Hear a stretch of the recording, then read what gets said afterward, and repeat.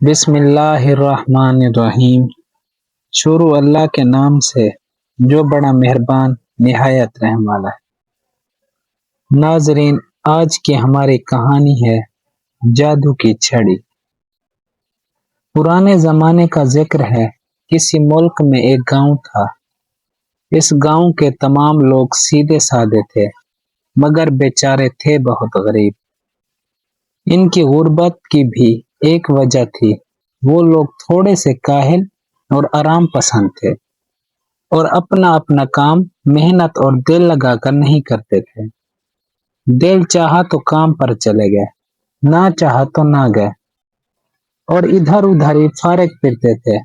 انہی گاؤں کے چوپال میں درختوں کی چھاؤں میں بیٹھ کر ایک دوسرے سے باتیں کرنے میں بہت مزہ آتا تھا۔ کام سے زیادہ ان کا دل میلوں ٹھیلوں میں لگتا تھا۔ گاؤں کے لوگوں کی ان عادتوں کی وجہ سے انہیں محنت مزدوری کے زیادہ پیسے بھی نہیں ملتے تھے۔ ان کی غربت کی وجہ یہ بھی تھی کہ وہ کام سے دل چراتے تھے۔ اسی گاؤں میں رحمت نامی ایک بہت ہی امیر آدمی بھی رہتا تھا۔ اس کی ایک بڑی سی حویلی تھی اور اس کے بہت سے نوکر چاکر تھے۔ اس حویلی میں وہ اپنی بیوی اور ایک بیٹے کے ساتھ بڑے ٹھاٹھ سے رہتا تھا۔ وہ نہایت لالچی، مکار اور خود غرض انسان تھا۔ اس کے پاس بہت ساری زمینیں تھیں، مگر وہ ان پر کھیتی باڑی نہیں کرتا تھا۔ اب ذہن میں یہ خیال پیدا ہوتا ہے کہ جب وہ کھیتی باڑی بھی نہیں کرتا تھا تو اس کے پاس اتنی دولت کیسے آ گئی تھی کہ وہ گاؤں کا سب سے امیر کبیر شخص بن گیا۔ اس کی ایک وجہ تھی، وہ گاؤں کے غریب ضرورت مند لوگوں کو سود پر قرض دیا کرتا تھا۔ فرض کرو اس نے کسی کو 500 روپے ادھار دیے۔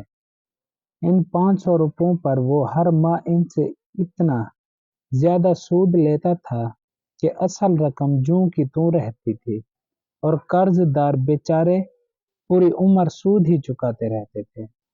سود کو تو اللہ نے حرام قرار دیا ہے، مگر اس کے باوجود یہ کام کرتا تھا، اور ایک مقررہ مدت کے بعد اسے سود کی شکل میں بہت سارے روپے مل جاتے تھے۔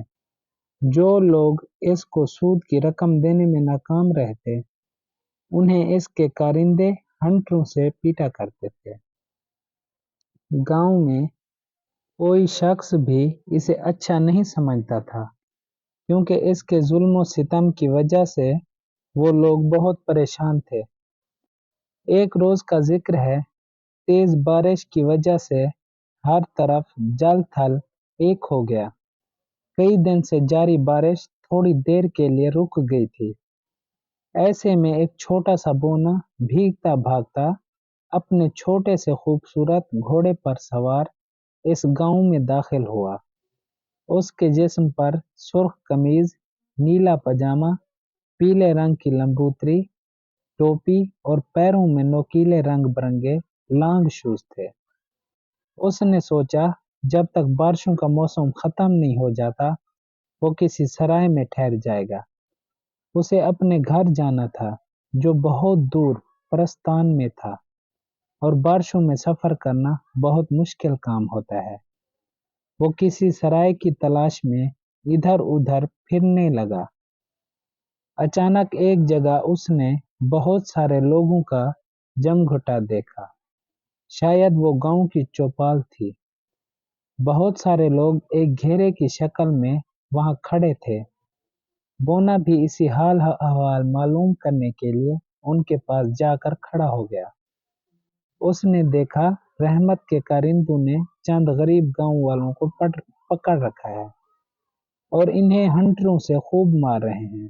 وہ غریب چیخ چیخ کر دہائیاں دے رہے تھے کہ ان پر یہ ظلم نہ کیا جائے، مگر مارنے والوں پر ان کی دہائیوں کا کوئی اثر نہیں ہو رہا تھا۔ رحمت بھی اپنے 4-5 سالہ بیٹے کے ساتھ وہاں موجود تھا اور یہ تماشا دیکھ رہا تھا۔ بونا یہ منظر دیکھ کر فوراً اپنے گھوڑے سے اترا اور بھیڑ کو چیرتا ہوا رحمت کے قریب پہنچ گیا۔ رحمت نے اسے دیکھا تو بولا، ओ बोने, तू यहाँ क्या लेने आया है? यहाँ से चला जा, वरना लोगों के पांव तले कुचल कर मारा जाएगा। तुम इन गरीबों पर क्यों जुल्म कर रहे हो? बोने ने अपनी बारीक मगर तेज आवाज में पूछा। तो अपनी राह ले, तुझे इससे क्या? ये लोग बहुत मकरूज हैं मेरे, और असल रकम तो एक तरफ रही, सूद के पैसे भी नहीं दे रहे, इसीलिए मेरे मुलाजिम इन्हें सजा दे रहे हैं। तूने अगर मेरे काम में मुदाखलत की तो अपने आदमियों से कहकर तेरी भी पिटाई लगवा दूंगा। इस रईस आदमी ने बड़ी रौनक से कहा। ये सुनकर बोना मुस्कुराया और बोला, तुम मुझे नहीं जानते, अगर जानते होते तो ऐसी बात ना करते।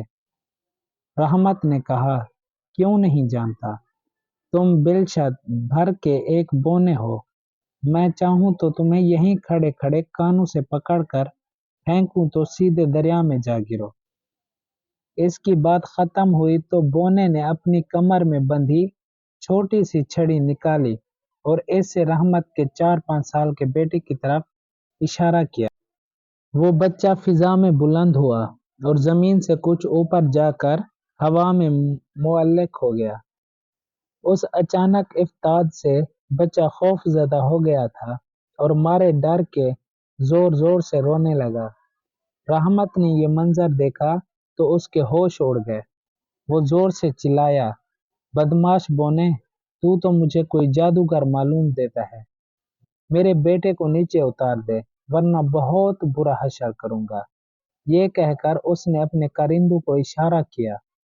उसके कारिंदों ने दिल पर बोने की दश्त सवार हो गई थी। वो अपनी जगह से टस से मस न हुए, बल्कि उन्होंने अपने हंटर भी जमीन पर फेंक दिए। इनमें से एक ने कहा, ये बोना कोई जादूगर है, हम तुम्हारे कहने से इस पर हाथ नहीं उठाएंगे। इसने गुस्से में आकर हमें कुत्ता बिल्ली बना दिया तो हम क्या करेंगे? इस गांव के बच्चे बहुत बदमाश हैं। कुत्ते बिल्लियों को देखकर तो इन्हें पत्थर मारने लग जाते हैं। ठीक है, हरामखोरों, मैं इसका कुछ इंतजाम करता हूँ। ये कहकर रहमत बोने पर झपटा, मगर ये क्या, अभी वो उसके नजदीक भी पहुंचा नहीं था कि बोने ने छड़ी का रुख उसकी तरफ करके उसे हल्के से घुमाया। रहमत किसी गुब्बारे की मानद फिजा में बुलंद हुआ और अपने बेटे के नजदीक जाकर रुक गया। उसका बेटा उससे चिमट गया और पहले से भी ज्यादा चीख चीख कर रोने लगा। आसपास खड़े लोगों ने इन्हें जमीन से इतनी बुलंदी पर देखा तो आंखें फाड़कर हैरत से इन्हें देखने लगे। इन्हें अंदाजा हो गया था कि बोना कोई जादूगर है और इस जालिम और लालची इंसान को सजा देने के लिए उसने ये सब कुछ किया। बोने ने अपने घोड़े पर सवार होते हुए कहा, ओ लालची इंसान, अब तू यूं ही ऊपर टंगा रहे। तूने इस गांव के मजबूर और बेकस लोगों पर जुल्म किया है, तेरी ये ही सजा है। मैं तो अब चलता हूँ, थोड़ी देर में बारिश शुरू हो जाएगी, मजे से इसका लुत्फ उठाना। रहमत ने जो ये सुना वो गिड़गिड़ाने लगा, अच्छे बोने, तुम शक्ल सूरत से तो एक नेक दिल बोने लगते हो, फिर मुझ पर इतना जुल्म क्यों कर रहे हो? ठंड बहुत है, अगर बारिश भी शुरू हो गई तो मेरा और मेरे बेटे का बुरा हाल हो जाएगा।